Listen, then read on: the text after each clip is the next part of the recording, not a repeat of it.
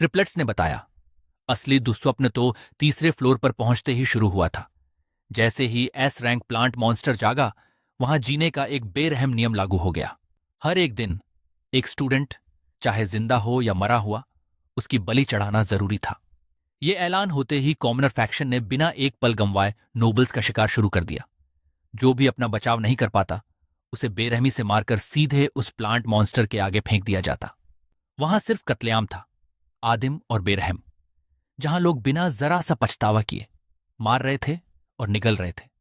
Triplets ने विकोर को बताया, उन्हें पता था कॉमनर्स के दिल में गहरी नफरत भरी हुई है, लेकिन उन्होंने कभी नहीं सोचा था कि वो नफरत इतनी पागल और इतनी खून की प्यासी बन जाएगी।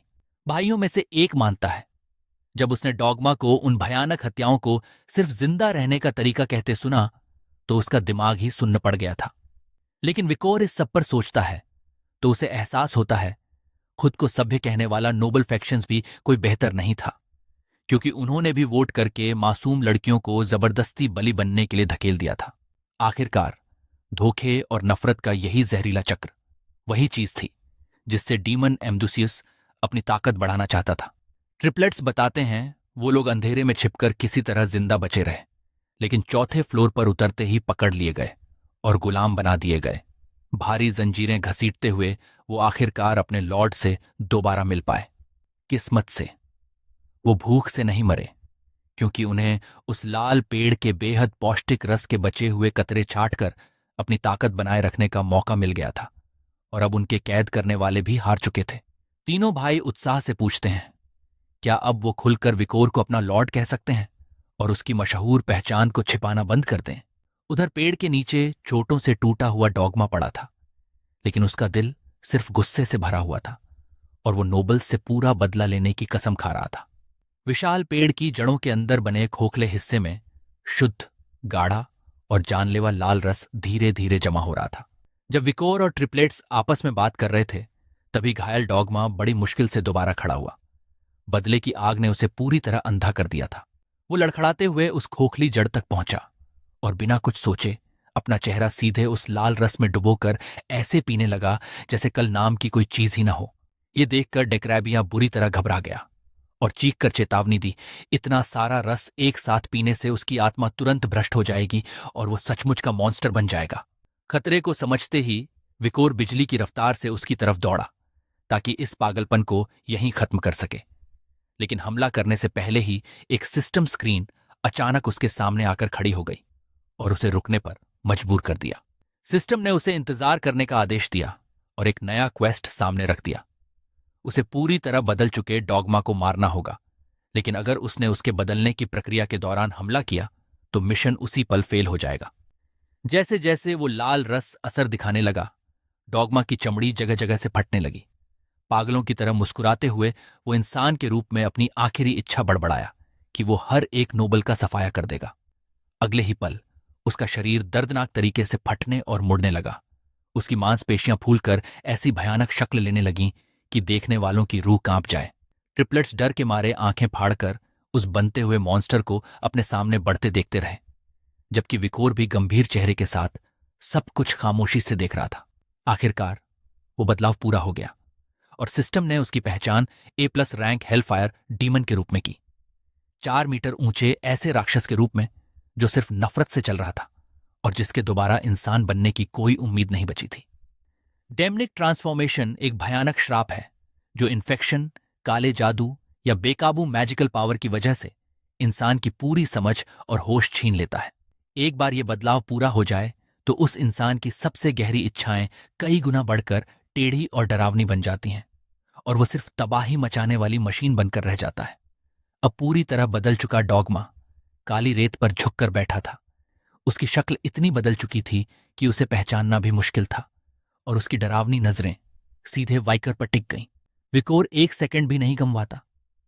वो फौरन अपनी बीलजेबूब स्वॉर्ड बुला लेता है और लड़ाई के लिए तैयार हो जाता है, जबकि ट्रिपलेट्स भी उसके साथ कंधे से कंधा मिलाकर खड़े हो जाते हैं।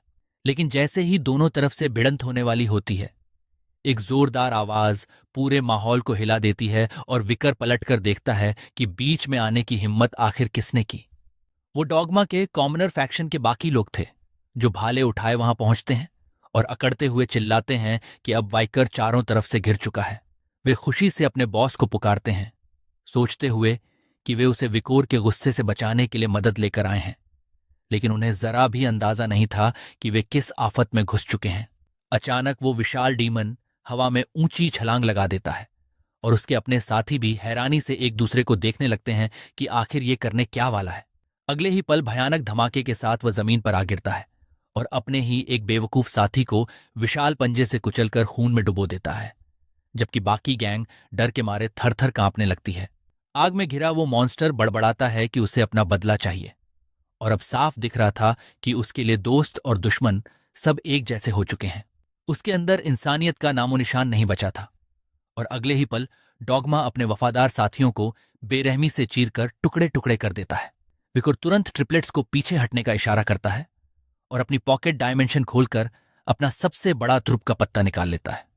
वह एक साथ मुट्ठी भर स्टैट बढ़ाने वाली कैंडीज मुंह में डाल लेता है, जिससे उसकी शारीरिक ताकत पागलों की तरह बढ़ने लगती है, जबकि उसका लेवल अब भी सिर्फ एक ही रहता है।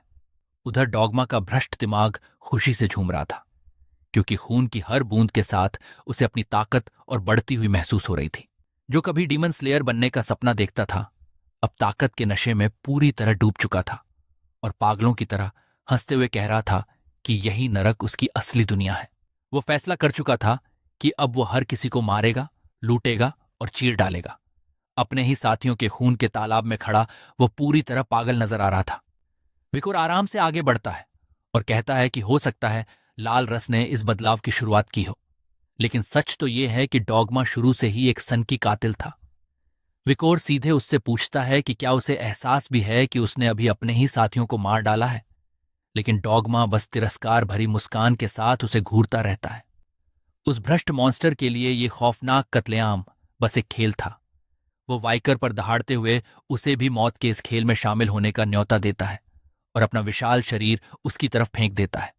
लेकिन विकोर के चेहरे पर डर का नाम तक नहीं था। वो अपनी चमकती क्रिम्सन ब्लेड को मजबूती से पकड़ता है और इस मॉन्स्टर को हमेशा के लिए खत्म करने की तैयारी कर लेता है।